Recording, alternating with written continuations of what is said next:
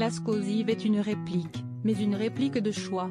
Les visiteurs ne s'y sont pas trompés, plus de 500 000 d'entre eux ont visité le Centre international de l'art pariétal, dans le Périgord noir, à Montignac-Dordogne, depuis son ouverture, le 15 décembre 2016. C'est 100 000 de plus que les prévisions.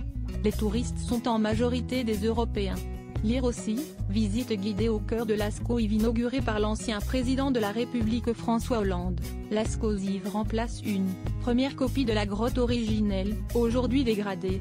La grotte de Lascaux est, quant à elle, fermée depuis 1963, à des fins de conservation. Seuls quelques chercheurs peuvent y descendre, pour un maximum de 200 heures par an. Lascaux-Yves a reproduit le plus fidèlement possible l'allure et l'atmosphère de la vraie grotte, qui date de 18 000 ans. Plusieurs artistes de l'atelier des facsimilés du Périgord ont travaillé pendant 3 ans sur les grandes peintures, dont la fresque des taureaux 5,5 mètres de long. Ils ont réalisé 2000 éléments peints, à l'aide de pigments naturels, Lascaux étant célèbre pour la fraîcheur de ses couleurs.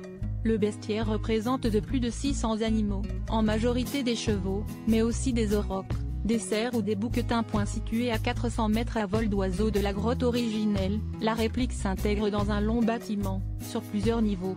Des films en 3D et des panneaux reproduisant les fresques, à hauteur de regard, sont également disponibles.